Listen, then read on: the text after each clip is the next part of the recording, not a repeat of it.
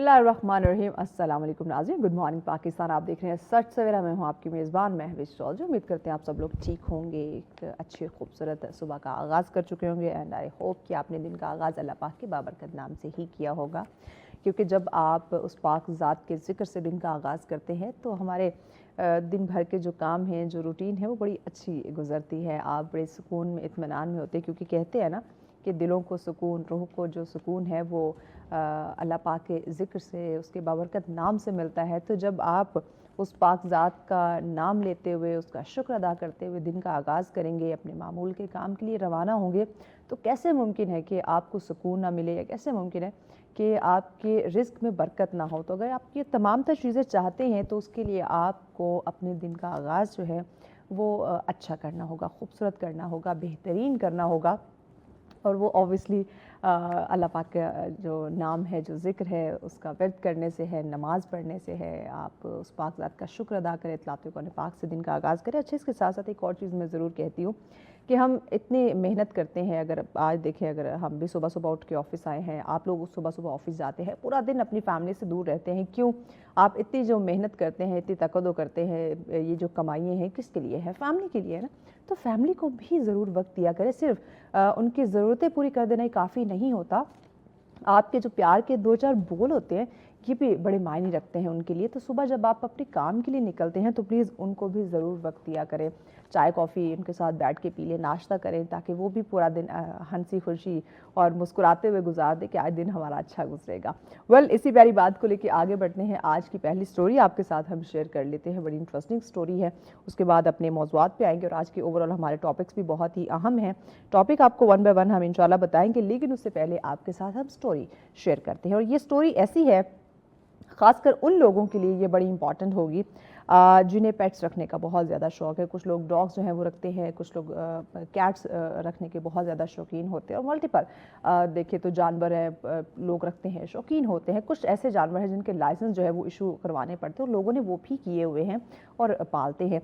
यहाँ पे हम जो बात करने वाले हैं वो कैट्स के हवाले से, क्योंकि ज़्यादा तादाद हमें कैट्स की ही नज़र आती है, जो कि अमूमन हमें घरों में देखने को मिलती है। तो आजकल हमने देखा है कि लोग घरों में बिल्लियां रखने का जो एक रुझान है वो हमें तेज़ी से बढ़ता हुआ नज़र आ रही है। तो बहुत अच्छी बात है। अच्छा, बिल्लियों के फ़ायदे और नुकसानात क्या हैं, इस स्टोरी में हम आपको ये बताने जा रहे हैं। ख़ास तौर पे हम अगर नौजवान जो बच्चे हैं उनकी बात करें, या फैमिलीज़ की बात करें, तो वो इन्हें कंपनी के तौर पे इस्तेमाल करते हैं कि ये हमारी अच्छी कंपनी है, एक हमारा दोस्त है, तो ये समझ के वो बिल्लियों को साथ रखते हैं। अतः कि अगर देखा जाए तो कुछ लोग इन्हें अपने साथ सुलाते भी हैं अपने बिस्तर पे। बिल्कुल आपने ये सही सुना।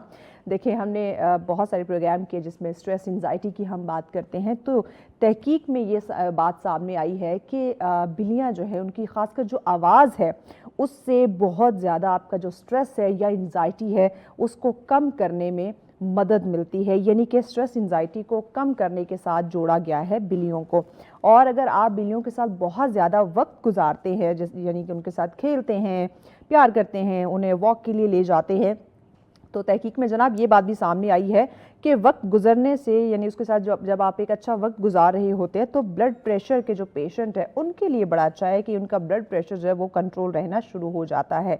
और इसके साथ साथ अगर बात की जाए इसके नुकसानात के, फ़ायदे तो आपने सुन लिए कि स्ट्रेस, एंजाइटी, ब्लड प्रेशर जैसे जो इश्यूज़ हैं वो आपके कम हो जाते हैं या ख़त्म होना शुरू हो जाते हैं, आपको सुकून महसूस होता है। अब आ जाते हैं इसके नुकसानात की तरफ। इससे आपको एलर्जी हो सकती है। एलर्जी क्यों हो सकती है? कि बिल्लियों की सफाई बहुत ज़्यादा मैटर करती है। ख़ास तौर पर अगर आप इन्हें अपने बेडरूम में या बेड पर सुलाते हैं तो हाइजीन का ख्याल रखना बहुत ज़्यादा ज़रूरी है, अदरवाइज़ सेहत के मसाइल जो है वो पैदा हो सकते हैं। नतीजतन अगर बात देखी जाए तो बिल्लियाँ रखना एक खूबसूरत एहसास भी है और ऑब्वियसली एक बहुत बड़ी जिम्मेदारी भी। अगर सफाई, देखभाल और इनका प्रॉपर जो है वो ख्याल रखा जाए, वैक्सीनेशन करवाई जाए, तो ये इंसान के ज़हनी सुकून का एक बहुत ही अच्छा ज़रिया बन सकती है।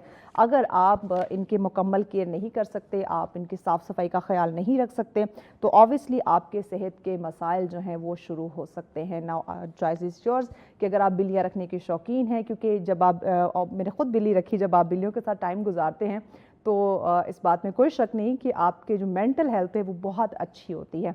लेकिन उस मेंटल हेल्थ को मज़ीद अच्छा रखने के लिए आपको बिल्लियों की सेहत का जो है वो ख़ास कर ख्याल रखना होता है। वो बीमार ना हो, टाइम पे उनकी वैक्सीनेशन होती जाए, उनके अपने जो है वो साफ़ सफाई का उनको नहलाना है, प्रॉपर उनकी नेल कटिंग होती है, प्रॉपर उनको अच्छे तरीके से जो है वो उनको तैयार किया जाता है, उनकी साफ़ सफाई का ख्याल रखा जाता है। अगर तो ये चीज़ आप नहीं करते फिर आप बिल्लियाँ ना रखें, क्योंकि इससे दमे का इशू भी हो सकता है अगर आपने उनकी सफाई का ख्याल नहीं रखा तो।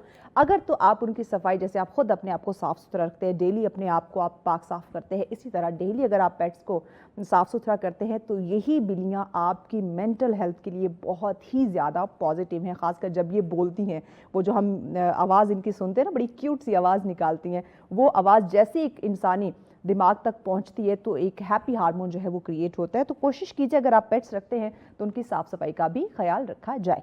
आगे बढ़ते हैं आज के पहले टॉपिक की जानिब। आज का पहला टॉपिक हमारा बड़ा ही अहम है।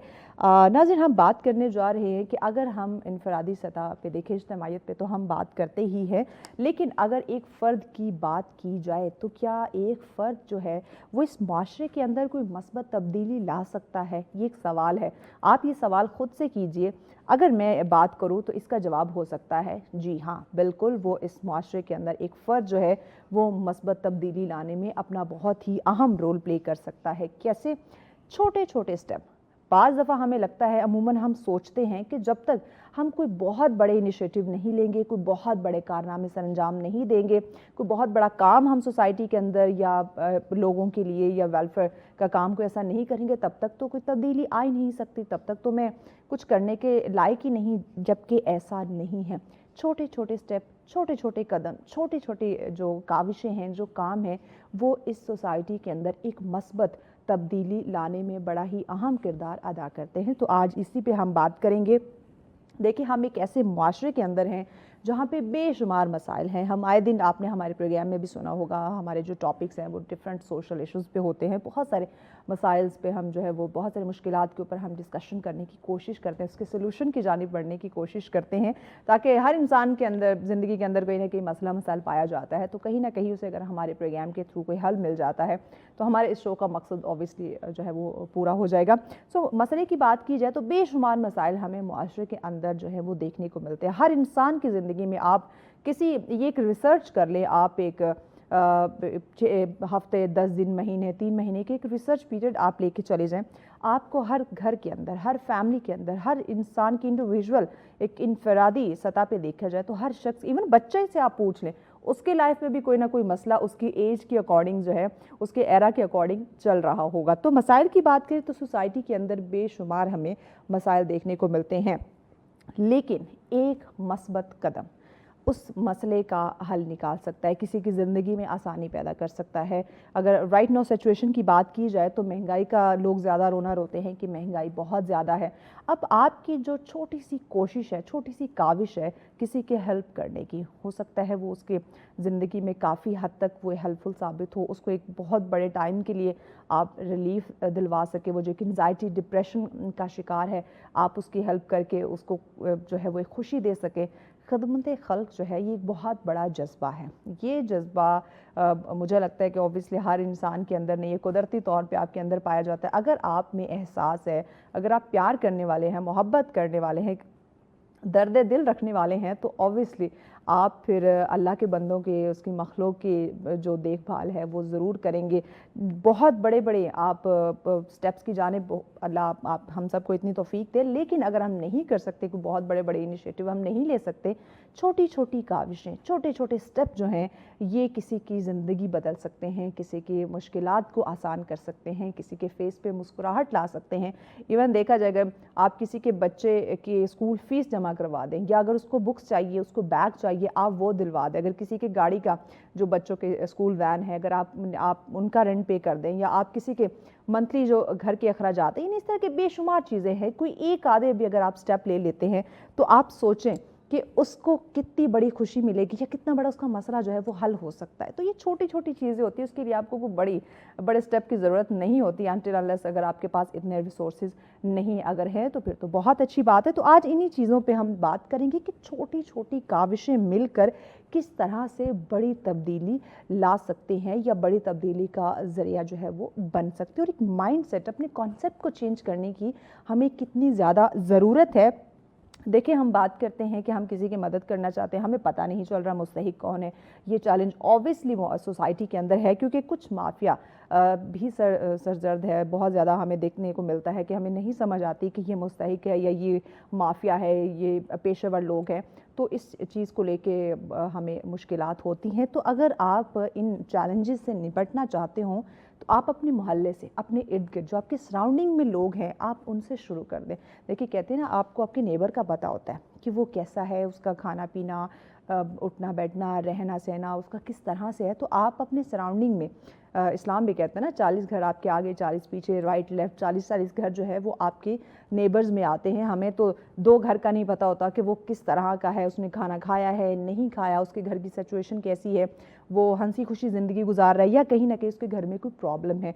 तो आप अपने हमसायों से, ये अपने इर्द गिर्द सराउंडिंग से ये चीज़ें जो है वो करना शुरू कर देंगे, तो ऑब्वियसली ये आपका स्टेप जो है वो एक मस्बत तब्दीली सोसाइटी के अंदर ला सकता है। और यही चीज़ हर बंदा, हम चूँकि इनफरादी सतह पे बात करने की कोशिश कर रहे हैं, इज्तमाहियत की नहीं, तो हर बंदा अगर अपने पड़ोसियों से, अपने मोहल्ले, अपने इर्द गिर्द, अपनी सराउंडिंग से शुरू कर दे, चाहे वो घर की बात करे या अगर ऑफिस के अंदर है तो अपने कोलीग्स के, जो उसके आसपास लोग हैं वहाँ, क्योंकि जहाँ पे हम जिस जगह पे काम करते हैं, हमें सबको पता होता है कि हमारा एक जो कॉलीग है, हमारे साथ जो काम करने वाला है, आया उसकी जो कंडीशन है फाइनेंशियली वो कैसी है, मेंटल कंडीशन उसकी कैसी। देखे, किसी को जहनी तौर पे स्ट्रॉन्ग रखना, उसको हेल्प कर देना, उसको मोटिवेट कर देना, ये भी आपकी छोटी सी काविश जो है उसके लिए बड़ी हेल्पफुल साबित हो सकती है। ज़रूरी नहीं कि आप पैसों से, फाइनेंशियली ही आप मदद करें, आप किसी को मॉरली भी सपोर्ट कर सकते हैं। तो ये बहुत ज़्यादा ज़रूरी है। तो इन तमाम चीज़ों पर इंशाल्लाह आज इन डिटेल हम रोशनी डालने की कोशिश करेंगे। अभी हम एक ब्रेक की जानिब बढ़ना है, साथ रहिए। वेलकम बैक नाज़रीन। बिल्कुल जी, हमारी मजबूत फ़ौज है, फ़ौज मजबूत होगी तो ये मुल्क मजबूत होगा। और हम अपने जवानों को खराज तहसीन पेश करते हैं। और आपने देखा कि किसी भी कोने के मुल्क के किसी भी कोने से आप ले लें, बात कर लें, हर बंदा जो है वो पाक आर्मी के साथ प्यार मोहब्बत का जो है वो इजहार कर रहा है। और 1 साल मुकम्मल होने के बाद जो एक जज्बा है वो हमें फिर से देखने को मिल रहा है, और ये जज्बा ऑब्वियसली बरकरार रहना चाहिए।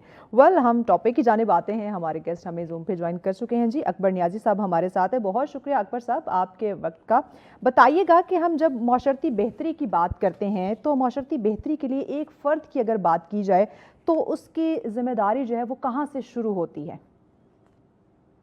जी महवेश, सबसे पहले तो उसकी जिम्मेदारी जो है उसके अखलाक और किरदार से शुरू होती है। जैसे सच्चाई, दयानतदारी और आजिज़ी को अपना शिआर अगर कोई फर्ज बनाता है तो ये माशरे की बेहतरी में सबसे पहला कदम है। दूसरी बात उसकी एहसास जिम्मेदारी की होती है। अगर वो अपने फ़राइज़ की अदायगी और दूसरों के हकूक़ का एहतराम करता है तो ये उसका दूसरा इक़दाम होता है। तीसरी बात मुस्बत सोच का होता है, जो माशरे में मुस्बत रवैयों को फ़रोग़ देने के हवाले से और नाउमीदी फैलाने से गुरेज़ करने के हवाले से है। तो ये सारे वो इक़दामात हैं जो किसी माशरे के फ़र्द को एक बाकिरदार और एक मजबूत शख्स बनाने में अहम किरदार अदा करते हैं। और यही इनफरादी क़ुव्वत जो है वो आगे जाके माशरे को सेहतमंद माशरा बनाता है। बिल्कुल ऐसे ही है। तो अगर एक आम आदमी, आम इंसान जो है, आम शहरी, अगर वाकई ये अपनी जिम्मेदारी को समझने लग जाए, तो हम कह सकते हैं या हम ये बात समझ सकते हैं कि वाकई इस माशरे के अंदर एक बड़ी तब्दीली का सबब बन सकता है, या फिर कहें तो ये सिर्फ ख्याली बातें ही हैं, ऐसा मुमकिन नहीं होगा? जी बिल्कुल, ये तब्दीली का सबब बन सकता है। देखिए, आप जब अपने फ़राइज़ को समझते हैं, अपने जी एहसास से ज़िम्मेदारी को अपनाते हैं, जी। तो उस हवाले से आप ये देखें कि मयारी तालीम जब आप हासिल करते हैं और हसूल इल्म को तरजीह देते हैं और जदीद तकाज़ों से हम आंग होते हैं, जी और घर और तालीमी इदारों में बच्चों को बड़ों का अदब और अखलाकी इक़्तिदार सिखाते हैं, शऊर की बेदारी का मरला जब वो अफ़राद के सामने होता है, और फिर माहौलियात, सेहत और हकूक़ पर अवामी शऊर को उजागर करते हैं, तो हर फर्द जब इन सारी चीज़ों को अपनाता है तो वो फिर समाजी बहबूद को अपना एक तरह से शिआर बना लेता है, हाँ। और ये तब्दीली का बायस बनता है। अच्छा अकबर साहब, बताइएगा कि माशरती दबाव की अगर हम बात करें, जो सोशल प्रेशर है, एक इनफरादी काविशों में कुछ चैलेंजेस लेकर आता है? यानी कि अगर एक फ़र्द की बात करें, वो अपनी ज़िम्मेदारी अदा करना चाहता है, वो सोसाइटी की हेल्प करना चाहता है, कि छोटे छोटे काविशों से वो मस्बत तब्दीली लाना चाहता है, लेकिन कहीं ना कहीं जो सोशल प्रेशर है वो उसे रोक देता है, ऐसा ऐसा हो रहा है? देखिए ऐसे तो होता है और ये हर माशरे में होता है। कुछ माशरों में इसकी शरह ज़्यादा होती है, जहाँ पर समाजी सतह पर बहुत सारे मसाइल का सामना होता है। जैसे हम्म। हम एक तरक्की याफ्ता मुल्क नहीं है, मतलब जी। तरक्की पजीर ममालिक में हमारा शुमार होता है। हम्म। तो माशरती दबाव तो एक ऐसा असर है ना जो समाज, खानदान या अहबाब और किसी फर्द के रवैयों पर बहुत तेजी से असरअंदाज होता है। फैसलों और तर्ज जिंदगी को तब्दील करने के लिए जो है वो बहुत कह सकते हैं कि वर्स्ट रोल प्ले करता है जब हम्म। दबाव होता है। तो हम्म। अब माशी दबाव भी है हमारे लोगों के ऊपर, फिर तालीम और इस तरह के मसाइल, सेहत के मसाइल, यानी बुनियादी ज़रूरियात का जब फुकदान होता है तो वो माशरती अफराद पर ज़रूर असरअंदाज होता है और इससे ये जो है मनफी रवैये जो है वो परवान चढ़ते हैं और इस तरीके से जो जहनी सुकून है एक जी। आम आदमी का उसको बरकरार रखना चैलेंज बन जाता है। तो यहाँ पे मसाइल पैदा होते हैं। अच्छा, किस तरह से अगर हम छोटे-छोटे स्टेप की बात करें, छोटे-छोटे इक़दामात की बात करें, तो कहाँ से एक आम फ़र्द, आम शहरी जो है वो आगाज़ ले सकता है? किन छोटी-छोटी काविशों से वो शुरुआत करे?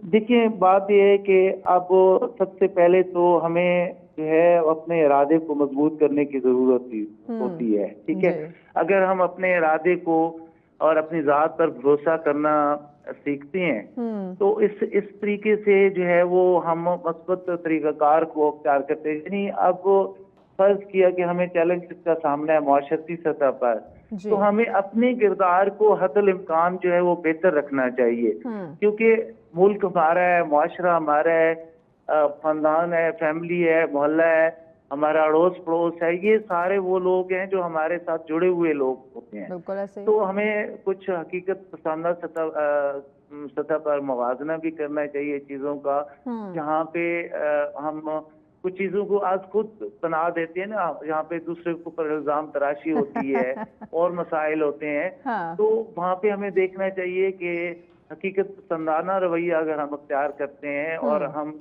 उसको देखने एक ख़ास कहते हैं मुशाहिदे से देखने की ज़रूरत होती है चीज़ों को। जी। जब आप मुशाहिदे के साथ देखते हैं चीज़ों को तो हमें कुछ जहाँ पे बहुत ज़्यादा एक्सट्रीम नज़र आ रहा होता है वो कम होके तो थोड़ा बेहतर हो जाता है। हाँ, तो उस हाँ। सूरत में हम चीज़ों को बेहतर कर सकते हैं। दूसरा ये है कि हम अपने मुल्क मुआशरे के लिए बहुत सारे काम कर सकते हैं। हुँ। हम घरेलू सतह पर बहुत सारी चीज़ें दुनिया में आप देखें, बड़े ममालिक को देखें जिन्होंने बहुत अपनी ज़िंदगी को बेहतर किया है जी। और उन्होंने घरेलू सतह पर जो है ना, आप ईरान को देख लें कि हुँ। 1979 में उन्होंने खुद इंसारी का जो है वो नारा लगाया था बिल्कुल ऐसे ही। और उसके बाद से वो उन्होंने अपने घर के अंदर प्रोडक्शन की, यकीनन। चीज़ों की, उन्होंने सब्जियां घरों में लगाई, उन्होंने हुँ। घरों में मुर्गियां पाली और ये हमारे सियासतदान इसी मुर्गियों की बात करते हैं खुद इंसारी की, लेकिन ये तो खैर खाम ख्याली है उनकी। जी। लेकिन वो उसके हर फर्द ने साथ दिया है हुकूमत हाँ। का और उन्होंने खुद इंसारी के ऊपर भरोसा करते हुए इतना अरसा गुजार दिया है बिल्कुल। और उन्होंने एक मिसाल कायम की है। तो इस तरीके से हम मस्बत रवैयों को अपना के बेहतर भी कर सकते हैं, लेकिन जाहिर है सारे फ़राइज़ जो है आप एक फ़र्द पर नहीं डाल सकते। हमारी जो अरबाब इख्तियार हैं, हमारी हुकूमतें हैं, हमारे जी। जो भी बाअसर अफ़राद हैं, उन सबकी ये ज़िम्मेदारी बनती है, अगर वो उनको ऑब्वियसली। मोटिवेशन भी दें, उनका साथ भी दें, तो बिल्कुल। ये चीज़ें की जा सकती हैं। ये अच्छा, उतना कोई दूसरों की बड़ा आपने मोटिवेट बड़ी करने की साइंस बात नहीं है। की, दूसरों की हौसला अफ़ज़ाई, ये भी तो देखिए एक ऐसी कोशिश है जिससे बड़ी मस्बत तब्दीली आ सकती है और बहुत बड़ी तब्दीली सोसाइटी के अंदर आ सकती है। तो हौसला अफ़ज़ाई का फुक़दान हमें सोसाइटी में देखने को मिलता है कि हम किसी को एप्रिशिएट नहीं करते। अगर कोई काम कर रहा है, चाहे वो छोटी सतह पे है या बड़े लेवल का है, हम किसी भी सूरत में उसको एप्रिशिएट नहीं करना चाहते। ये इस अमल को कैसे हम यकीनी बनाएँ, क्योंकि इस चीज़ का फुक़दान है सोसाइटी के अंदर? असल में ये सारा जो है महविश ये महरूमियों का नतीजा है। हुँ। जब आप ज़ाती सतह पर मुख्तलिफ महरूमियों का शिकार होते हैं, हुँ। आपको मुख्तलिफ मसाइल का सामना होता है, तो फिर अगर कोई थोड़ा-सा किसी को बेहतरी की गुंजाइश किसी के अंदर नज़र आ रही है, तो हाँ। वो उसको बेहतर करने की बजाय जी। दूसरों की कामयाबी, दूसरों को आगे बढ़ने के अमल को जो है वो क्रिटिसाइज़ भी करता है और वो ऐसे ही इस है। तरीके से फ्रस्ट्रेशन का शिकार होता है दरअसल। हुँ। और वो फ्रस्ट्रेशन और उससे आपको पता है हसद, जलन और ये सारे मनफी रवैये हैं, हुँ। ये इन्हीं चीज़ों की वजह से पैदा होते हैं। ये ज़्यादातर या तो महरूम लोग होते हैं, जी। महरूम ही ठीक है, क्योंकि गुर्बत हमारा तो अलग चीज है अब, और महरूमी जो है वो बिल्कुल अलग चीज है। अगर फर्ज किया मेरे पास 10 लाख रुपए है या 20 लाख रुपए है, तो किसी के पास करोड़ है, तो मैं महरूम हूँ 80 लाख से। तो ये स्टेप बाय स्टेप एक मसला है। हाँ। और ये एक इंसानी नफ्सियात है कि वो अपने ठीक से हो गया। ज्यादा अकबर साहब, बेहतर को आखिर में देखकर आपका जो है पैगाम प्रॉब्लम चाहिए होगा नाजरीन के लिए कि मस्बत सोच का जो अमल है उसको कैसे यकीनी बनाएं ताकि ये छोटी छोटी काविशें जो हैं ये मुआशरे के अंदर एक बड़ी तब्दीली ला सके। तो मस्बत सोच के हवाले से आपका पैगाम। देखिए, मस्बत सोच इस वजह से बेहद जरूरी है कि दुनिया में जितनी कौमों ने तरक्की की है और कामयाबी हासिल की है और दुनिया के लिए मिसाल बनी है, उनमें सबसे जो इम्पोर्टेंट चीज थी कि वो सारी चीजों को हकीकत की नजर से देखते थे और अपनी मस्बत सोच के हामिल अफराद उन्होंने अपने माशरों में पैदा किए, जो छोटी मोटी बातों को नजरअंदाज करते हुए आगे बढ़ने की कोशिश करते थे। और जब इस तरह के मसाइल का सामना हो किसी भी माशरे में और उसे माशरती दबाव हो, तो उसे सबसे ज्यादा इस चीज को देखना चाहिए कि अपनी सोच को फिर इनकलाबी और फिर इशार जिसे हम कहते हैं, बिल्कुल। बहुत शुक्रिया अकबर साहब, थैंक यू सो पैदा मच आपके वक्त का। नाज़रीन, ऑब्वियसली अगर आप सोसाइटी के अंदर, माशरे के अंदर आप इनकलाब चाहते हैं, आप मस्बत तब्दीली चाहते हैं, तो हमें फिर अपनी सोच को भी पॉजिटिव करना होगा और अपने साथ साथ दूसरों की मदद को भी यकीनी बनाना होगा। ब्रेक की जाने बढ़े, ब्रेक के बाद अगला टॉपिक आपके साथ शेयर करेंगे। साथ रहिए। बैक नाज़रीन, आप देख रहे हैं सच सवेरा। आज का अगला टॉपिक हमारा बड़ा ही अहम है। दांतों की आमतौर पर अमूमन जो बीमारियां पाई जाती हैं, जो इशू पाए जाते हैं, उस पर हम बात करने जा रहे हैं। अगर सवाल एक आप खुद से करें तो सवाल ये होगा कि क्या आप लोग अपनी दांतों की सेहत को वाकई संजीदगी से लेते हैं? मुझे लगता है ज़्यादातर जवाब होगा नहीं। बस सुबह उठे, नॉर्मल हमने जो टूथ ब्रश करना है बस कर दिया, उसका भी एक तरीका होता है। उसके बाद दांतों की सेहत का ख्याल रखने का भी एक प्रॉपर तरीका, एक प्रोसीजर होता है।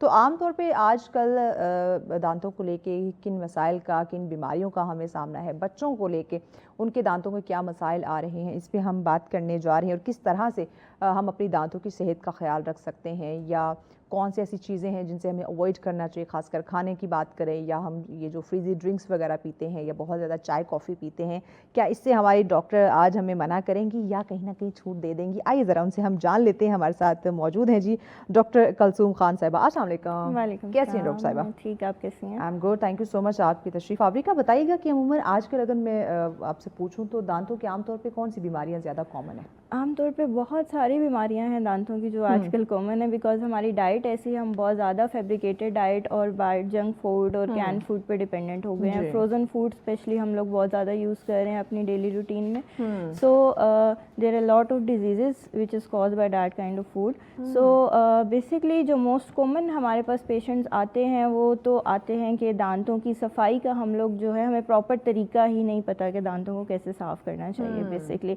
पेशेंट यूज टू से, उनको लगता है कि हम अगर बहुत ज़्यादा रगड़ के ब्रश करेंगे और बहुत हार्ड ब्रश से ब्रशिंग करेंगे तो हमारे दांत बहुत ज़्यादा साफ हो जाएंगे। तो और on the other hand social media आप कह लें कि टीवी पे जो एडवर्टाइजमेंट आती हैं, लोगों को ये नहीं पता होता कि बेसिकली वो टूथपेस्ट किस स्पेसिफिक चीज़ के लिए बनी है।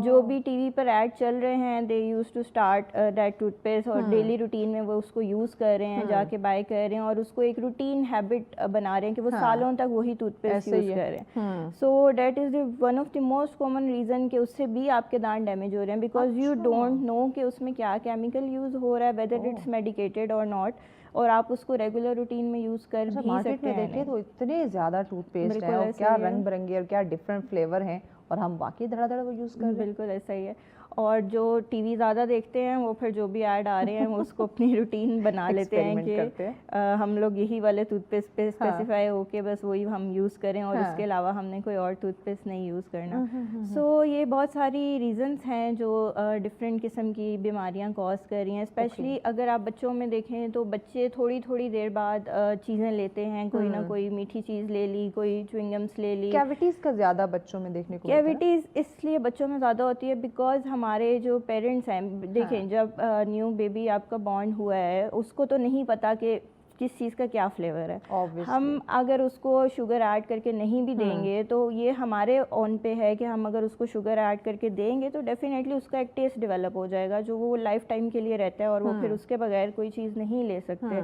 अगर हम उसको ऐड ही नहीं करके देंगे तो it's on the behalf of parents कि वो अपने बच्चों को शुगर दें ही ना, कि उनका टेस्ट ही डेवलप ना हो। जब टेस्ट डेवलप हो गया तो फिर वो उनको शुगरी चीज़ें और वो स्टिकी चीज़ें अच्छी लगती हैं, च्युइंगम्स वगैरह और ये चीज़ें। One of the most common reason कि बहुत ज़्यादा, क्योंकि आजकल आप देखें तो वर्किंग लेडीज़ भी बहुत हैं, तो वो बहुत अर्ली स्टेज पे फीडर पे बच्चे को डाल देती हैं, और feeder is one of the cause के बच्चा अगर पूरी ओवरनाइट फीडर मुंह में लेके सोएगा, बिकॉज एक नेचुरल फिनोमिना है हमारे दांतों में कि रात में हमारा स्लाइवा की क्वांटिटी जो है कम हो जाती है और हमारा मुंह जो है ड्राई हो जाता है। तो वो उस ड्राई माउथ में जब पूरी रात फीडर मुंह में लेगा तो वो भी एक रीज़न होती है कि जो हमारा स्लाइवा है जिसमें हमारे नेचुरल बैक्टीरियाज होते हैं जो हमारे दांतों को प्रोटेक्ट करते हैं, वो उस टाइम पे रिड्यूस हो जाते हैं, क्योंकि स्लाइवा की क्वांटिटी रिड्यूस है, तो वो हमारे दांतों को प्रोटेक्ट नहीं कर पाते। और उस टाइम पे दूसरे बैक्टीरिया जो हमारे एक नॉर्मल फ्लोरा या पीएच होती है हमारे स्लाइवा की, वो डिस्टर्ब हो जाती है, और वही दूसरे बैक्टीरिया फिर वो पैथोजेंस बन के ओवरनाइट आपके दांतों को जो है कैविटीज़ डेवलप करते रहते हैं। तो this is one of the reason, एक ये हो गई। और दूसरा कुछ बच्चों में हैबिट्स होती हैं थंब सकिंग वगैरह की, रात को मुंह खोल के सोना, सांस मुंह से लेना,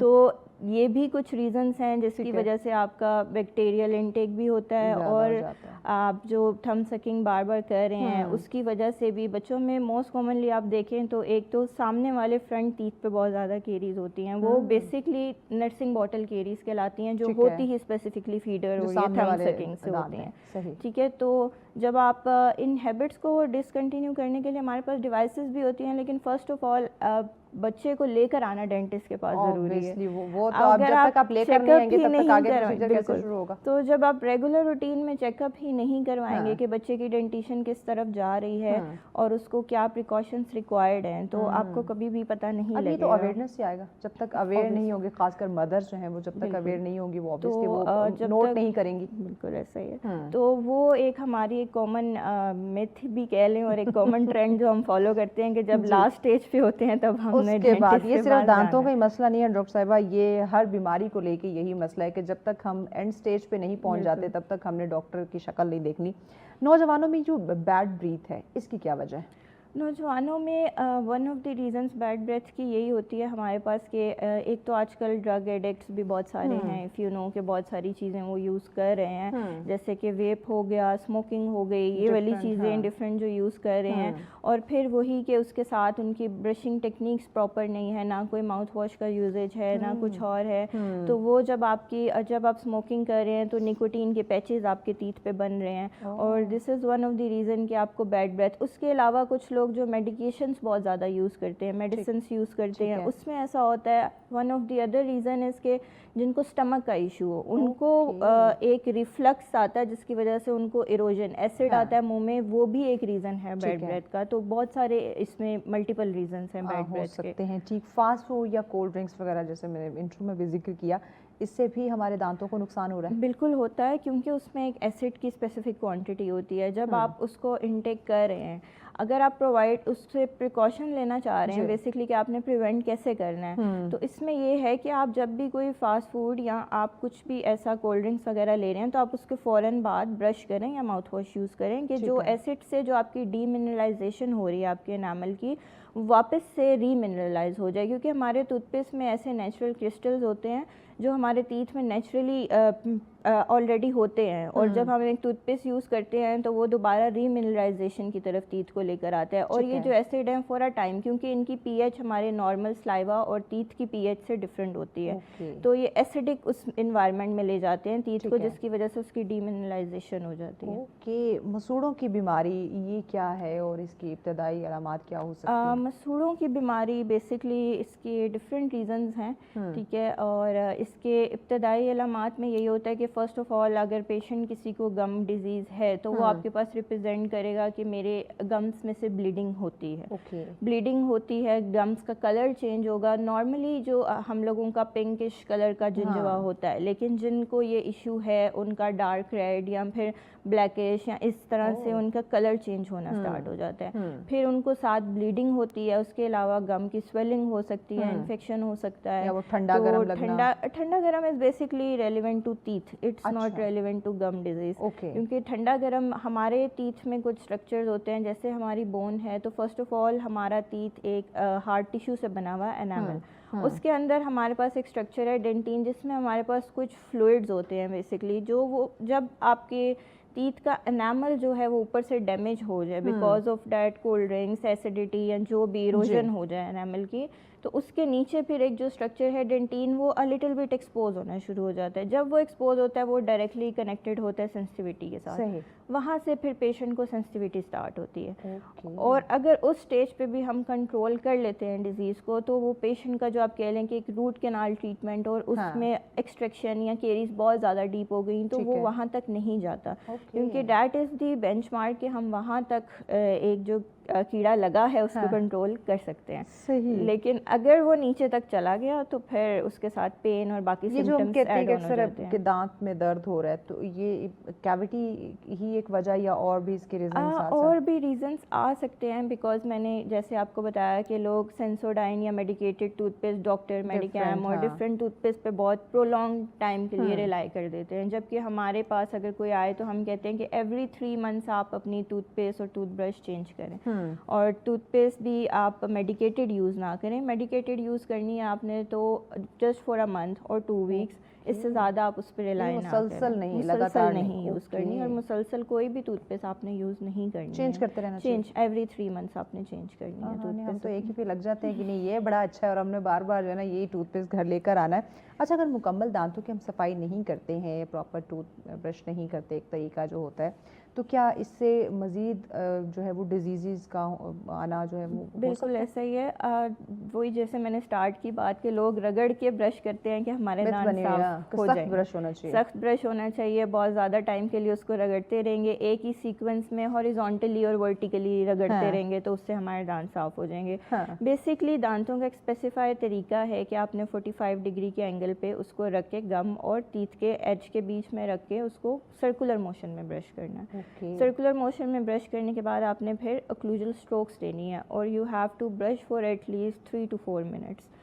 तो ये 20-30 सेकंड में करके काम मुकाते हैं, 2-3 मिनट तो दूर की बात। और उसके अलावा एक जो टंग क्लीनर का तो किसी को पता ही नहीं होता कि हमने अपनी टंग भी क्लीन और हमने कभी ब्रश को देखा भी नहीं। बिल्कुल, बैक साइड पे जो है वो किस काम आता है, किस काम आता है। तो ये सारी चीज़ें एक प्रॉपर ब्रशिंग हैबिट जब तक हम फॉलो नहीं करते तो फिर उसमें ये सारी कॉम्प्लिकेशंस आ जाती हैं। जब हम प्रॉपर एक ब्रशिंग हैबिट ही फॉलो नहीं करें तो ऑब्वियसली जो हमारा प्लैक कैलकुलस, जिसको आप नॉर्मल रूटीन में लोग कहते हैं कि हमारे निशान पड़ गए, टार आ गया दांतों में, तो वो वाली चीज़ें जो हैं वो इसी वजह से एग्रीवेट हो रही हैं कि हमें प्रॉपर ब्रशिंग का तरीका ही सही। डॉक्टर साहब, हम एक ब्रेक लेनी है, ब्रेक के बाद नाज़रीन मजीद हम दांतों की बीमारियों के हवाले से और इसके इलाज पे हम बात करेंगे ब्रेक के बाद। साथ बैक नाज़रीन, आप देख रहे हैं सच सवेरा। आज का दूसरा टॉपिक जिस पे हम बात कर रहे थे, दांतों की अमूमन जो बीमारियां हैं वो क्या हैं, किस तरह से फैलती हैं और उनका इलाज क्या हो सकता है, इसी पे बात करें। डिस्कशन को आगे बढ़ाने से पहले एक रिपोर्ट आपके साथ हम शेयर कर लेते हैं। वैसे तो फ्रूट की बात की जाए तो हर फ्रूट ही सेहत के लिए बहुत मुफीद है, बहुत अच्छा होता है, लेकिन ये फालसे के हवाले से है कि वो सेहत के लिए कितना मुफीद है, कितना अच्छा है। इस पे रिपोर्ट है, आइए ज़रा देख लेते हैं। कुदरती फल फालसा खाने में जायकेदार होने के साथ इससे बनने वाला फालसे का जूस जायके में अपना कोई सानी नहीं रखता। फालसे का जूस पीने से जिस्म में ठंडक पहुंचाने के साथ साथ जिस्म को तवानाई और ताकत भी मिलती है। इसके एक गिलास पीने से गर्मी की शिद्दत कम हो जाती है। लड़की के शहरियों ने फालसा जूस पॉइंट का रुख कर लिया है और जूस पीने वालों का कहना है कि दूर दराज से जो है ना इसका फालसे का जूस स्पेशल पीने के लिए आते हैं, जो कि नहायत बहुत मुफीद और सस्ता और अच्छा। हम फालसे का जूस पीने हैं, गर्मी की शिद्दत बहुत बढ़ गई है और ये बहुत अच्छा है। ये आप और लोग भी पिए, जिगर की गर्माइश नहीं होने देती। बहुत अच्छा फालसे का जूस है, ठंडा भी है, जिगर हमारा ठंडा भी करता है। गर्मी की शिद्दत को कम करने के लिए छोटे और बड़े अफराद फालसे से बनने वाले जूस पीने के लिए फालसा पॉइंट जूस पर नजर आते हैं। कैमरामैन मोहम्मद मुजबा के साथ अब्दुल गफूर, सच न्यूज़ डेस्क। वेलकम बैक नाज़रीन। ऑब्वियसली फ्रूट की जैसे मैंने जिक्र किया कि फ्रूट तो सारी सेहत के लिए बड़े अच्छे हैं, लेकिन गर्मी का मौसम है तो वो चीज़ जिससे आपकी बॉडी में गर्मी की शिद्दत कम हो, जो आपको ठंडा एहसास दे, ऑब्वियसली उस फ्रूट की तरफ हमें ज़्यादा जाना चाहिए। तो फालसे का जूस आप पिएँ, फालसा आप खाएँ ताकि आपकी सेहत अच्छी हो। वेल, वापस टॉपिक की तरफ आते हैं। दांतों की बीमारियों के हवाले से हम बात कर रहे थे। डॉक्टर कलसूम साहिबा हमारे साथ है। डॉक्टर साहब बताइएगा कि जो बुज़ुर्ग हैं उनका ये, अगर वैसे मैं बात करूँ ओवरऑल एज की बात करूँ, तो वक्त के साथ साथ दांत गिरना भी शुरू हो जाते हैं। साथ इसलिए बुज़ुर्गों में तो स्पेशली कोई ना कोई डिज़ीज़ होती ही है। अगर हम देखें पाकिस्तान में तो मेजॉरिटी हमारी ऐसी है 80 to 85% जिसको कोई ना कोई डिज़ीज़ है। लेट्स सपोज़ कि किसी को हार्ट इशू है, किसी को डायबिटीज़ हैं, तो इस तरह की कॉमन डिजीज़ जो एज के साथ साथ अपने इम्पेक्ट्स और बढ़ाती जाती हैं। तो बहुत सारे बुज़ुर्ग जो हैं हमारे मेडिसिन्स पे होते हैं, तो मेडिसिन्स भी एक ऐसी रीज़न है जिसके आपकी बॉडी पे इम्पेक्ट्स तो आ रहे हैं। अदर देन दैन नेचुरली भी आप अगर देखें तो नेचुरली एक जो फिनोमिना है कि एज के साथ साथ जो आपकी बोन है वो आहिस्ता आहिस्ता रिजॉर्ब होने शुरू हो जाती है। तो जब बोन रिजॉर्ब होती है तो आपकी गम्स जो हैं वो रिसेशन की तरफ जाते हैं, आपकी गम जो अटैचमेंट है वो नीचे आ जाती है, आपकी रूट्स दांतों की एक्सपोज होने शुरू हो जाती हैं। तो जब आपकी रूट्स एक्सपोज होने शुरू होती हैं तो दांतों में साथ ही सेंसिटिविटी भी स्टार्ट हो जाती है। और अगर उसके अलावा हम बात करें तो जो एक नेचुरल अल्लाह ताला ने हमारे दांतों का स्ट्रक्चर बनाया है उसमें भी एज के साथ चेंजेस आने शुरू हो जाती हैं। जैसे कि मैंने आपको बताया कि दांत की 3 लेयर्स होती हैं, एनामल, डेंटिन, पल्प। तो जो पल्प का साइज़ है बेसिकली वो श्रिंक होना शुरू हो जाता है विद एज।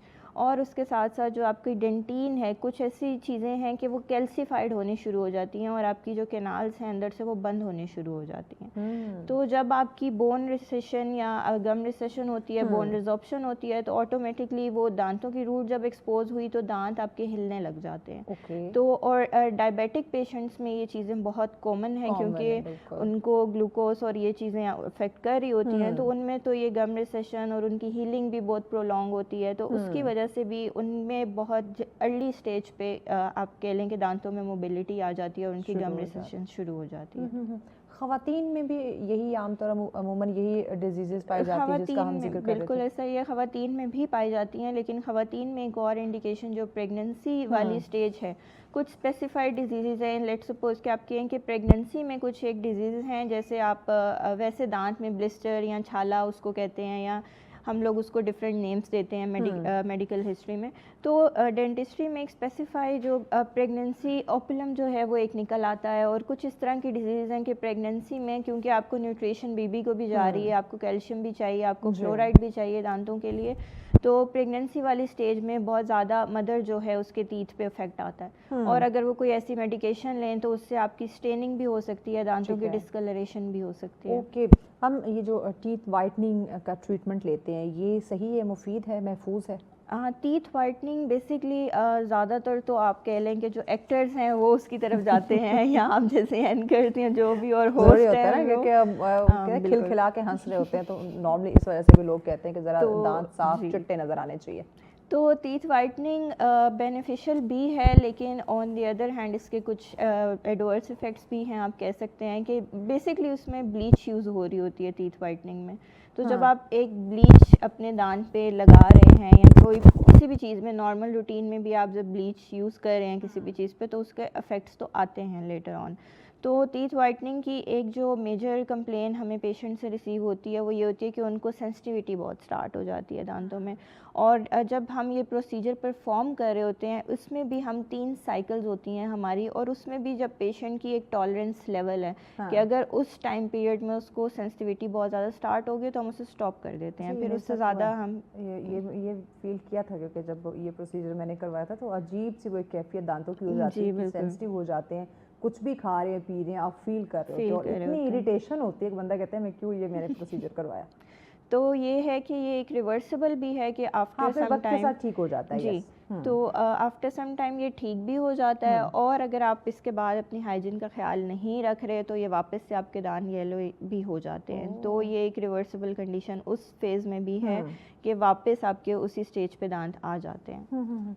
अच्छा, डेंटिस्ट के पास देखा जाए तो अमूमन इतना हम नहीं जाते जितना अगर बाकी हमें कोई डिजीज़ हो जाए, कोई इशू हो जाए तो हम डॉक्टर की तरफ जाते हैं। दांतों की बीमारी को लेके या इशू को लेके हम इतना सीरियस नहीं लेते, घर में कोई ना कोई टोटका हम शुरू कर देते हैं। तो ये इस तरह दांतों की बीमारी को या दर्द हो जाना या कैविटी हो जाना, सेंसिटिविटी का जो है वो फील करना, इस तरह की चीज़ों को नज़रअंदाज कर देना क्या सही है, या हम कहते हैं इससे ज़्यादा कोई कॉम्प्लिकेशंस हो सकते हैं अगर हम इसे अवॉइड करें तो? नहीं, इससे ज़्यादा कॉम्प्लिकेशंस हो सकती हैं, डेफिनेटली हो सकती हैं, क्योंकि देखें जो एक चीज़ है जब तक उसका इलाज नहीं किया जाएगा तब तक तो वो रिकवरेबल नहीं है। Obviously. ठीक है, अब लोग आप कह लें कि लौंग बहुत ज़्यादा यूज़ करते हैं, हाँ, क्लोव लौंग। यूज़ करते हैं कि हमें दर्द में खास कर बिल्कुल नेचुरल चीज़ों में कुछ में है, ऐसी है बनाई हुई है कि एंटीबैक्टीरियल इफेक्ट है उसका, फॉर अ टाइम वो आपको टेम्परेरी रिलीफ दे देता है। लोग है। जैसे अब कह लें कि पानी में नमक डाल के वो गार्गल्स करना उसको एक इफ़ेक्टिव मानते हैं कि उससे हमारी स्वेलिंग कम हो जाती है।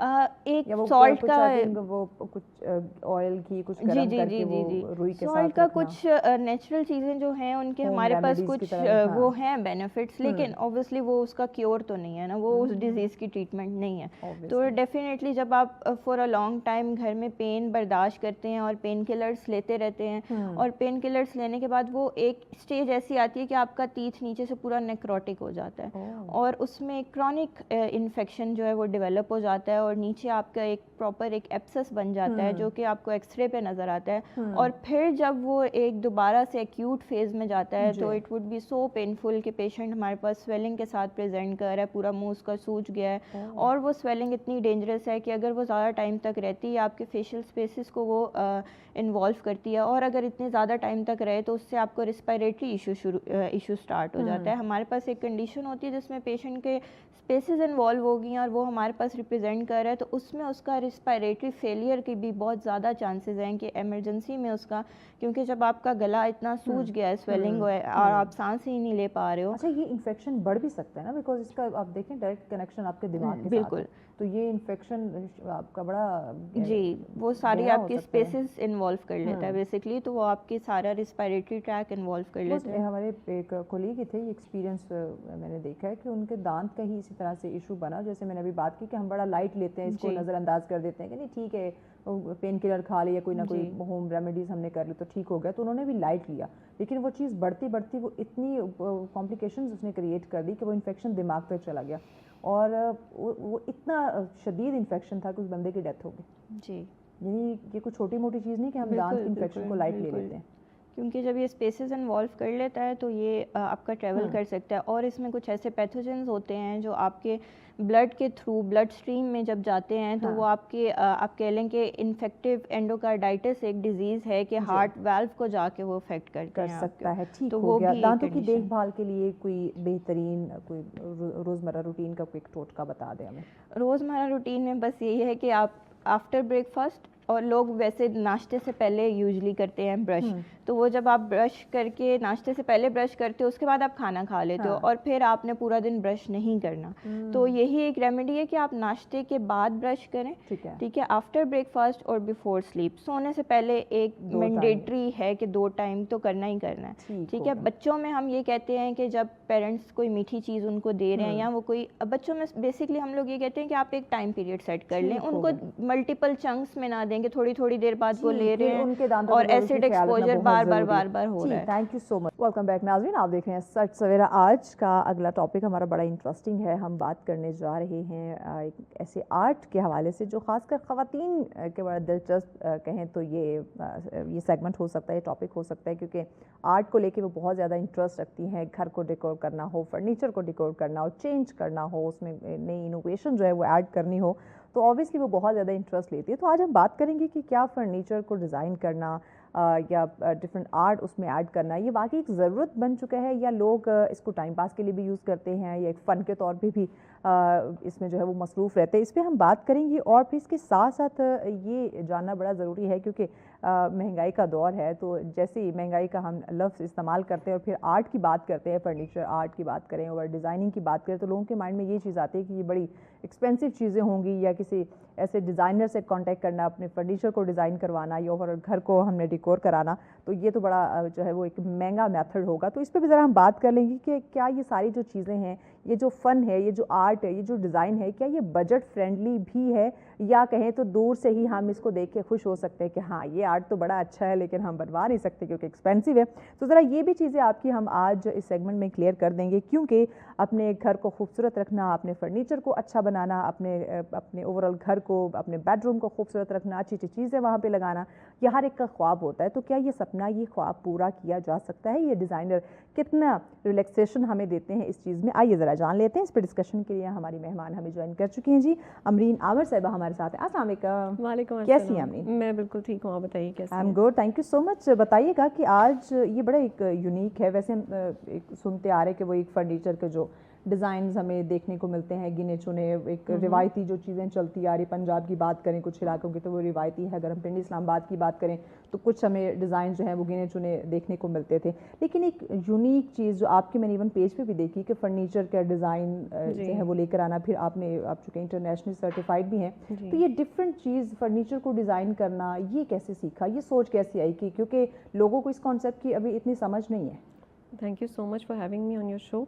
देखिए, मैं तो शुरू से आर्टिस्ट थी और कुछ गॉड गिफ्टेड भी था कि अपने आर्ट में, क्योंकि मैं आर्टिस्ट थी तो मुझे हर चीज़ पे ना कलर कॉम्बिनेशन और इन सब चीज़ों का बड़ा शौक होता था। मुझे ये लगता था कि नहीं, अपने मतलब आप अपनी क्रिएटिविटी शो करें। तो फिर मेरी शादी हो गई, बच्चे हो गए, तो उसके बाद ब्रेक आ गया इन सब चीज़ों में।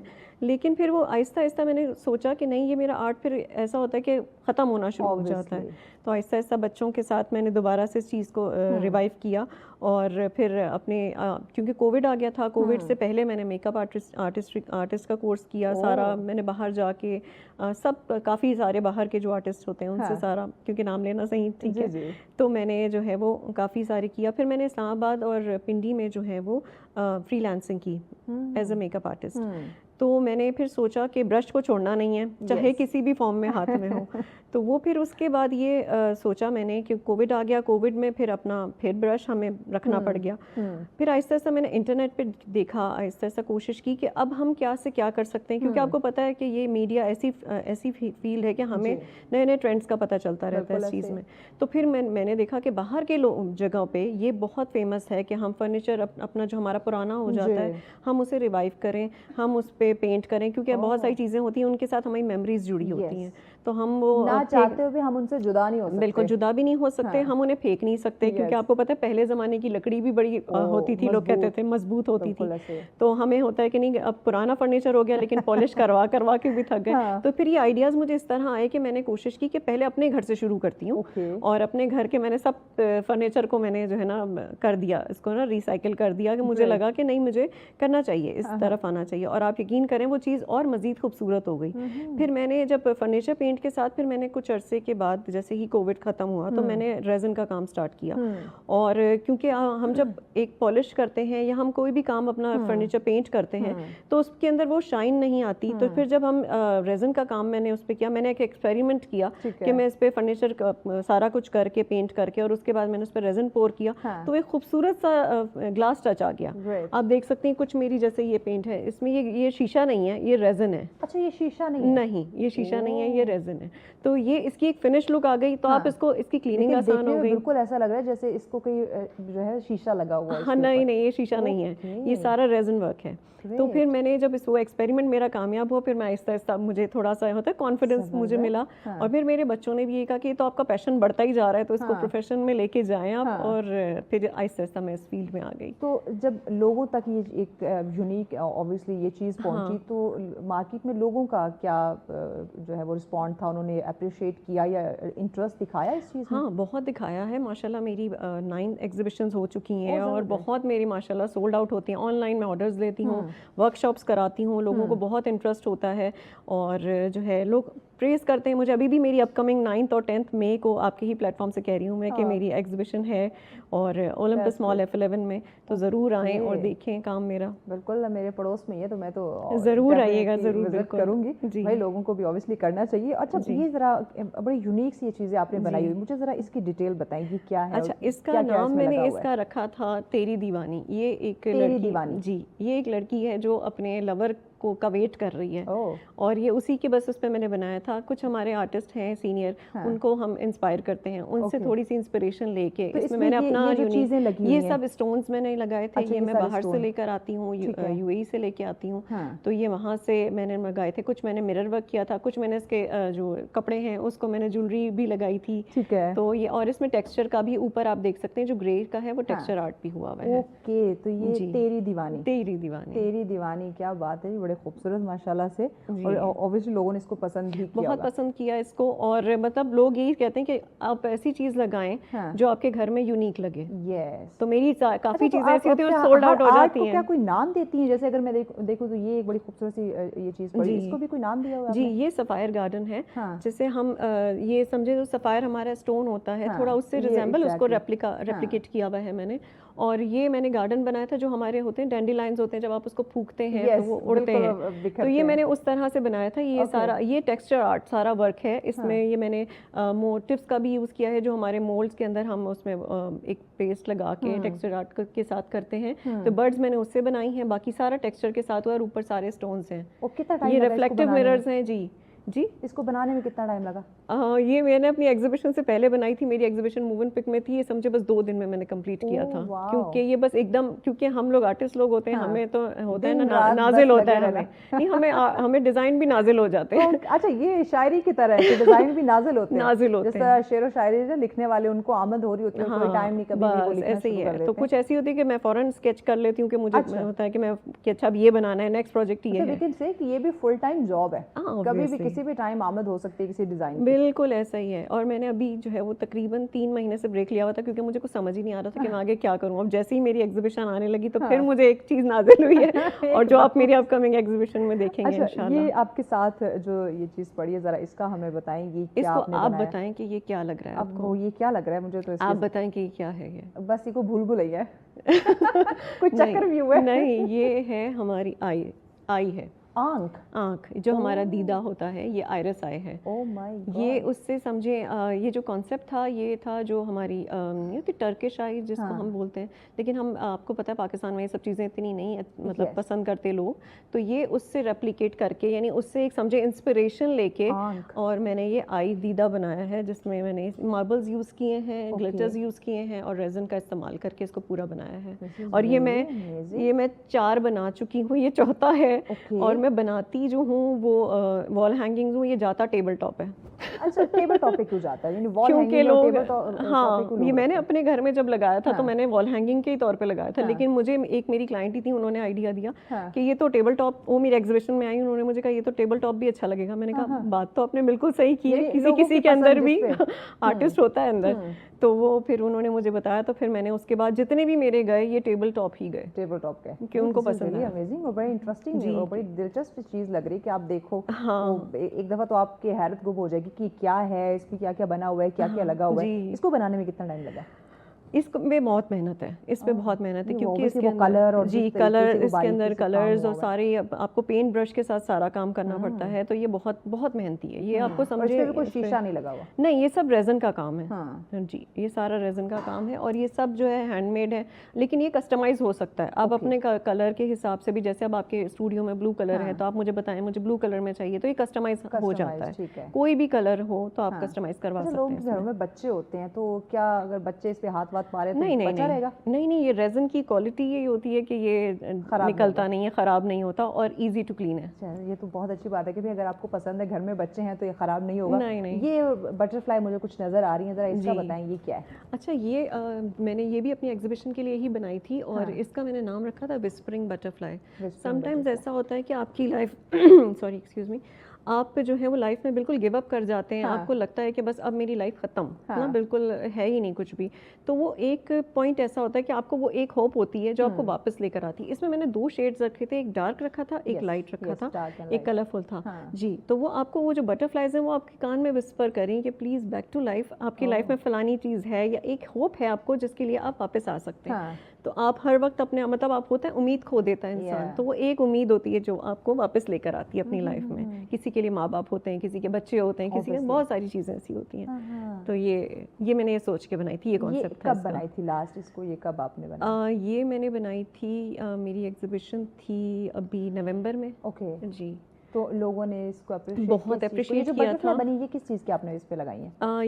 ये तो मैंने ऑनलाइन ऑर्डर की थी, ऑनलाइन। हाँ, ये बस मेरा कॉन्सेप्ट था, क्योंकि मेरी इसमें जो मैंने इसको मैंने राइस पेपर लगा के और फिर मैंने बाकी के टेक्सचर आर्ट के साथ किया था, और साथ में इसके मैंने जो स्टेंसिल वर्क, ये सब मैंने स्टेंसिल, ये सब हैंडमेड है। अच्छा, ये सारा हैंडमेड है? ये हैंड पेंटेड। जी, कुछ स्टेंसिल्स का यूज हुआ है, कुछ पेंट हुआ है। जी।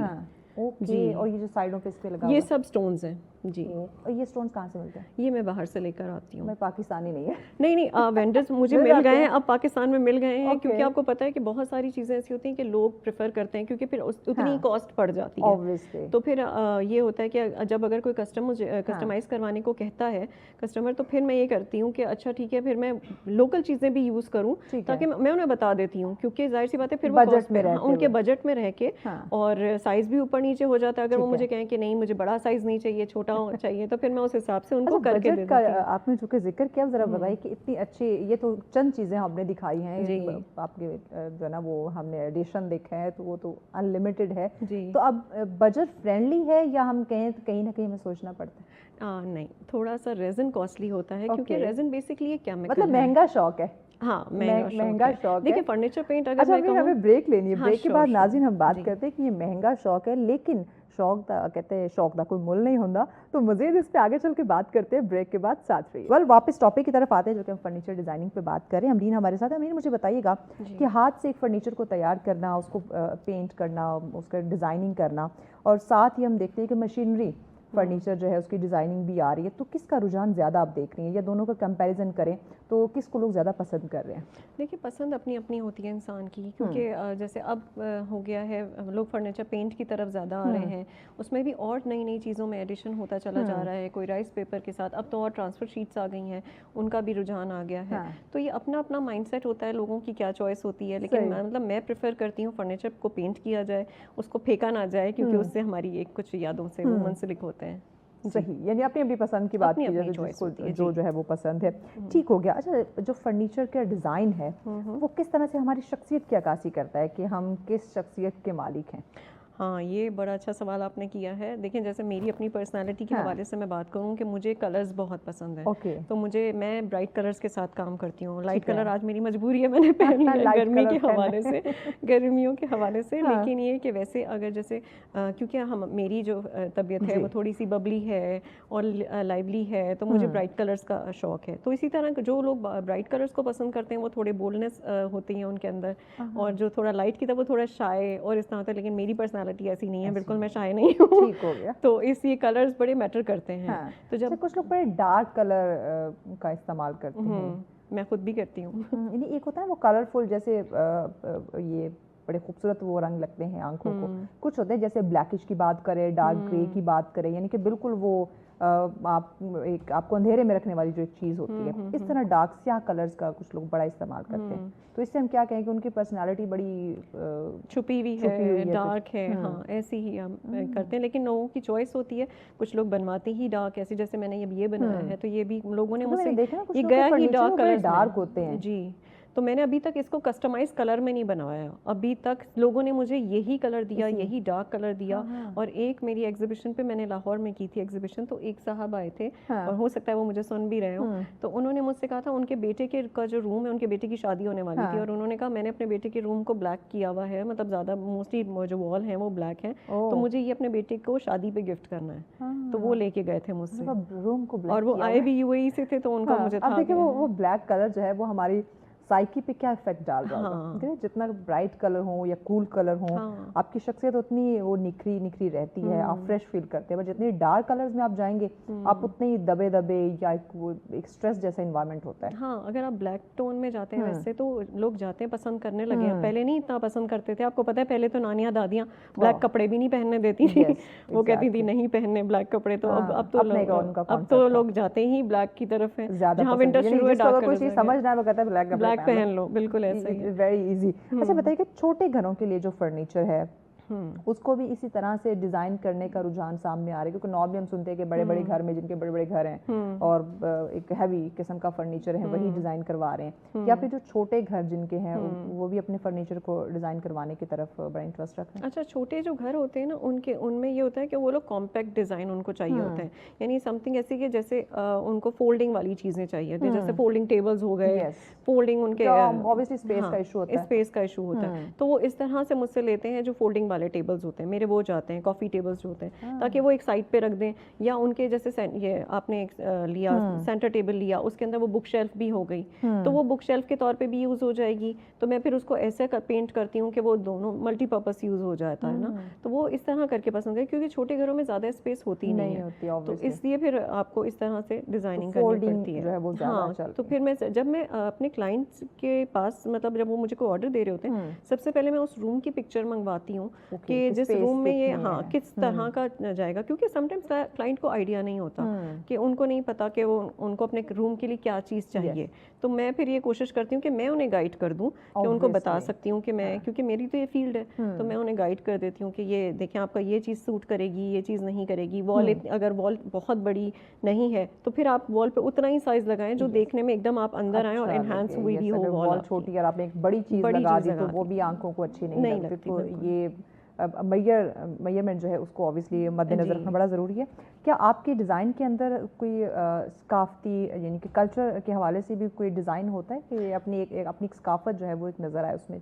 हाँ, बिल्कुल ऐसा ही है, और मगर मुझसे लोग, जैसे मैंने अभी तक खुद अपने घर में काफ़ी चीज़ें ऐसी बनाई हैं जिसमें हर तरह के दौर शामिल है। तो मुझसे मतलब जैसे एग्जीबिशन पे जब मैं रखती हूँ तो मैं हर चीज़ को दिमाग में रखती हूँ कि उसमें मॉडर्न भी फर्नीचर जाएगा, उसमें जो है वो कल्चरल भी जाएगा, उसमें सूफी थीम भी होनी चाहिए, उसमें हमारा मुगलिया दौर भी नज़र आना चाहिए, उसमें हर चीज़ आपकी मतलब होनी चाहिए। अच्छा, मुगलिया दौर की चीज़ों को आई थिंक लोग बहुत ज़्यादा पसंद करते हैं, बहुत ज़्यादा पसंद करते हैं। लाहौर में तो मुझे बहुत ही लोगों ने प्रेस किया था, और मेरी बहुत जाके लोगों ने मतलब बहुत चीज़ें बाई की थी, तो मुझे ये मतलब एक होता है ना, इंसान को कॉन्फिडेंस भी आ जाता है, आपको लोग पसंद कर रहे हैं, उनको ये होता है कि डिफरेंट है। दौर की जब आप चीज़ों को या डिज़ाइन को आप इस दौर के टेक्नोलॉजी के दौर के अंदर देखते हैं तो लोग बड़ा मोटिवेट होते हैं और बड़ा इंस्पायर होते हैं, और वो चाहते हैं उन चीज़ों को अपने घर के अंदर रखना।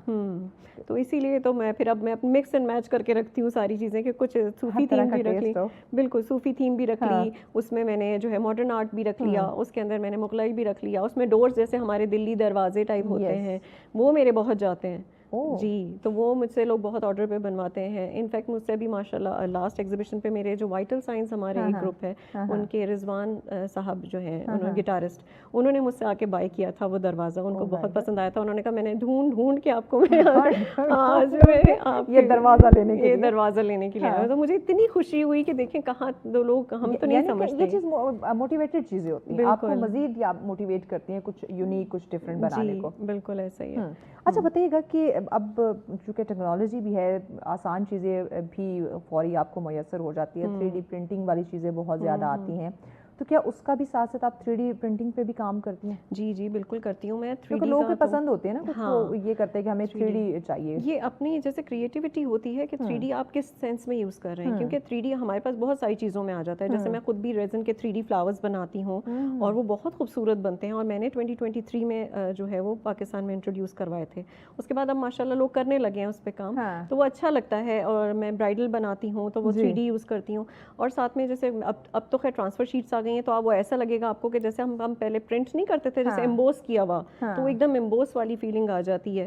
तो वो हर चीज़ में मतलब अब तो 3D इफेक्ट आ ही गया है, और वो खूबसूरत लगता है और डिफरेंट लगता है। बिल्कुल ओरिजिनल एक लुक आती है कि भाई ये कोई ओरिजिनल चीज़ है। तो मुझसे जब लड़कियां कस्टमाइज करवाती हैं अपनी पिक्चर्स, तो मुझे ये होता है कि लड़कियों में भी अब ये चीज़ें आ गई, ट्रेंड आता जा रहा है कि लोग इंटरेस्ट ले रहे हैं। हाँ, कि उनकी पूरी मैं ब्राइड पे बड़े बड़े फ्लावर्स लगाती हूँ, और जिस तरह उनके पिक्चर में होता है तो वो उसको पूरा मैं ओरिजिनल डेकोर करके दी, तो वो एकदम 3D लुक ही आता है कि उनको ज्वेलरी पूरी बना के देना, उनके यानी फेदर्स लगाना, जहाँ जहाँ उनके जैसे जैसे होते हैं उसको इन्हांस करके उनकी ब्यूटी को। अच्छा, ओवरऑल जो चीज़ें कस्टमाइज होने के लिए आपके पास आती है, उसमें ज़्यादातर बजट को मद्देनज़र रखा जाता है, या डिज़ाइन की बात की जाए या मटेरियल की बात की जाए, किस चीज़ पे लोग ज़्यादा फोकस करते हैं? अच्छा देखें, अगर जैसे मेरी एग्जीबिशंस होती हैं तो उसमें तो एक प्राइस हमने लिमिट लगाई भी होती है, उसमें मैं ये सोचती हूँ कि ठीक है, अगर करेंगे ठीक है है थोड़ा बहुत ऊपर नीचे हो जाता है, लेकिन ये कि वो उसी एज इट इज़ प्राइस पे जाता है। ठीक है, लेकिन जो अगर कुछ exhibition में है। बिल्कुल जो एग्जीबिशन में है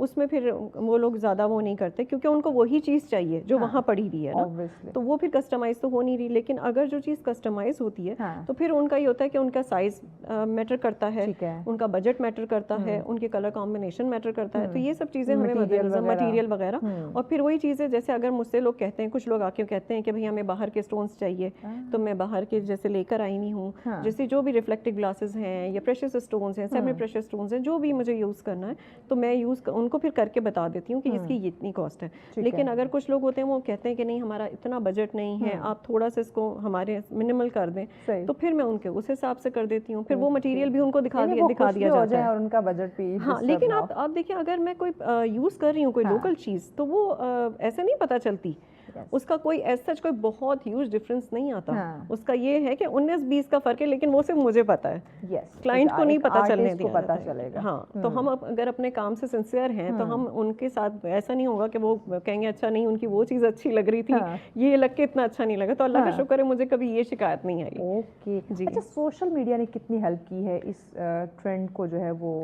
बूस्ट करने में या लोगों तक पहुंचाने में, कि आप अपने पुराने फर्नीचर को आप रीडिज़ाइन करवा सकते हैं, या ये फर्नीचर के एक यूनिक डिज़ाइन निकला हुआ है, आप उसको पेंट या डिफरेंट तरीके से आप उसको एक अच्छी लुक आप दे सकते जी। हैं। तो सोशल मीडिया ने इसको बूस्ट किया, इस ट्रेंड को? बिल्कुल सोशल मीडिया जो है वो मेरा तो सबसे पहले साथी है, क्योंकि मैंने Okay, जैसे आपको एक बताया अच्छा कि दोस्त है। अच्छा दोस्त है। और हाँ। मुझे उससे काफ़ी ट्रेंड्स पता चले। जैसे हमारा इंस्टाग्राम है, हमारा different पिंटरेस्ट है, social, डिफरेंट, platforms हाँ हैं, जी सही। बिल्कुल डिफरेंट हैं। तो उनसे ठीक है। हमें ये कि हमें इंस्पिरेशन भी मिलती है, हमें ठीक आइडियाज़ हो भी मिलते हैं, क्रिएटिविटी भी मिलती है, Great। और हम जो है और नए ट्रेंड्स का पता चलता ठीक है। हो गया। आप जी। हमारे नौजवान नस्ल को इस नए डिज़ाइन, ये फर्नीचर डिज़ाइन के हवाले से जो खासकर सीखना चाहते हैं, उन्हें क्या पैगाम देना चाहेंगे? ख़ास तौर पे लड़कियों के लिए स्पेशली मैं कहना चाहूँगी कि अपने कंफर्ट जोन से बाहर आएं, और जो आपके अंदर स्किल है उसको पॉलिश करें। अपने ये मत सोचें कि भाई मैं नहीं कर सकती, अपने आप को सेल्फ इंडिपेंडेंट करें, अर्न करें। आजकल जिस तरह का दौर है वो एक बंदे के ऊपर आप डिपेंडेंट नहीं हो सकते, तो आप खुद कुछ ना कुछ करें, ठीक हो अपने गया। स्किल को फोकस थैंक यू करें। So much Amreen, You're thank you welcome। Very much नाज़रीन। ऑब्वियसली अल्लाह पाक ने हर इंसान के अंदर जो है वो कोई ना कोई सलाहियत रखी है, आप उसको समझें, जो भी आपके अंदर सलाहियत है, टैलेंट है, उसको उजागर करने की कोशिश करें और फिर उस सलाहियत को दुनिया के सामने लेकर आएँ। इसी में आपकी कामयाबी है। खुश रहें, खुशियाँ बांटें और हमें इजाज़त दीजिए।